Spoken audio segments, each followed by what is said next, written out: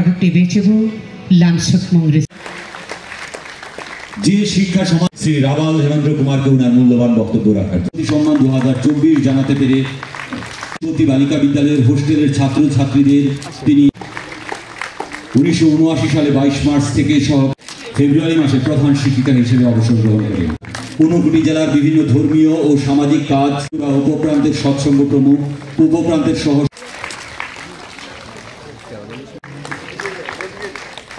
তারপরে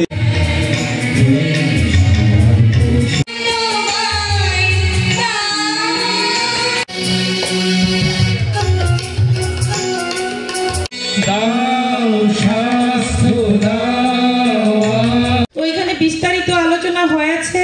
তার পাশাপাশি আমি বলবো প্রোগ্রামের 12টার সময় আসার কথা ছিল, আমার একটু লেট হয়েছে কারণ আমাদের এখন অ্যাসেম্বলি সেশন চলছে, সেখান থেকে সেটা লেট হয়েছে। আমাদের যে কোয়েশ্চেন আওয়ার থাকে সেটাকে একটু বাড়ানো হয়েছিল, তার জন্য লেট হয়েছে, তার জন্য আমি ক্ষমা প্রার্থী। তো আজকে শিক্ষক দিবসে আমি সমস্ত অংশের যারা শিক্ষক রয়েছেন আমার অন্তর গভীর থেকে আপনাদেরকে ধন্যবাদ জ্ঞাপন করছি। এখানে বিস্তারিত আমাদের সেক্রেটারি মহোদয় আলোচনা করেছেন।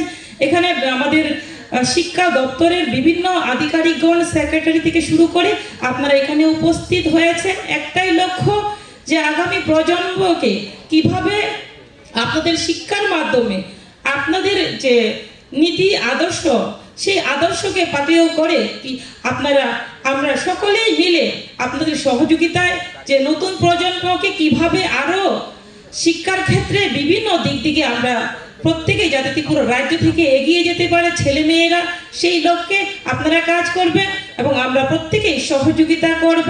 আমি জানি যে একজন শিক্ষকের কত গুরুত্বপূর্ণ দায়িত্ব এবং ওনারা যেভাবে পরিশ্রম করে যান।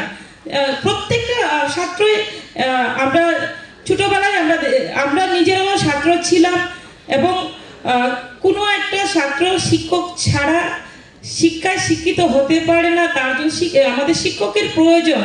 এবং আজকের যে আমরা সর্বপল্লী রাধাকৃষ্ণন ওনার জন্মদিনকে আমরা শিক্ষক দিবস হিসেবে পালন করছি, উনি কেন ওনার জন্মদিনকে শিক্ষক দিবস হিসেবে পালন করার উদ্দেশ্য উনি কেন বলেছিলেন অথবা করার জন্য কেন উনি চেয়েছিলেন, সেটা আমরা আইডিয়া এবং ধারণা আমরা করতে পারি যে শিক্ষকের এমন একটা জায়গা, সেটাকে কখনো আমরা সেটাকে অবহেলা করতে পারি না। শিক্ষক এমন একটা গুরুত্বপূর্ণ দিক, তার জন্য আমরা সবসময় আমরা শিক্ষার মেরুদণ্ড বলে থাকি শিক্ষককে।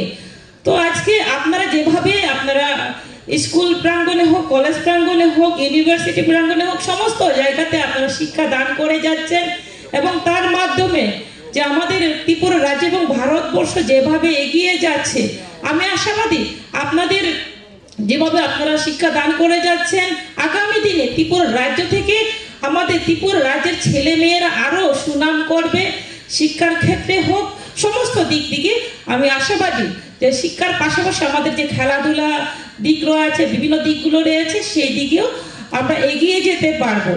কেননা আমাদের যেহেতু সেক্রেটারি মহোদয় বিস্তারিত আলোচনা করেছেন, আমি সেই দিকে যাচ্ছি না, অনেকেই আপনারা বোরিং ফিল করছেন, তার জন্য শুধু আজকের এই দিনটি আমি বলবো না শিক্ষক দিবস, তার জন্য আমরা শিক্ষককে সম্মান দেবো সেটা নয়, প্রতিদিন আমাদের শিক্ষকদেরকে সম্মান দেওয়া আমাদের প্রয়োজন। যে আমি যেটা মনে করি পরিবারের পরই হচ্ছে আমাদের শিক্ষা প্রাঙ্গণ, স্কুল থেকেই আমরা শিক্ষা অর্জন করি। যে ছোটবেলা আমরা জানি যে আমরা জন্মের পরে অথবা মায়ের পেটে থেকে পর থেকে আমরা বিভিন্ন শিক্ষা লাভ করে থাকি। তো তারপরে কিন্তু আমরা বিশ্বাস আমরা করি মা বাবার পরে কিন্তু আমরা শিক্ষকদের বিশ্বাস করি। তো তার জন্য শিক্ষকরা যাই বলবে কিন্তু ছাত্ররা সেটাকে বিশ্বাস করবে। তার জন্য আমি অনেক মনে করি আপনারা যে ছাত্রছাত্রীদের যেভাবে বোঝাবেন, যেভাবে বলবেন, ওনারা সেটাই মানবেন। তো আমি আশাবাদী আপনারা যেভাবে পরিশ্রম করে যাচ্ছেন আরো আপনারা পরিশ্রম করে যাবেন এবং ত্রিপুরাকে এক ত্রিপুরা শ্রেষ্ঠ ত্রিপুরা গড়ার জন্য আপনারা সহযোগিতা করে যাবেন। আর বেশি না কিছু না বলে আপনারা প্রত্যেকেই ভালো থাকবেন এবং আপনারা স্বাস্থ্যের সুস্বাস্থ্য কামনা করি এবং আপনারা সুস্থ থেকে আগামী প্রজন্মকে আরো শক্তিশালী আপনার শিক্ষার মাধ্যমে করে তুলবেন। এটুকু বলে আমার সংক্ষিপ্ত আলোচনা এখানে শেষ করছি। সবাইকে নমস্কার।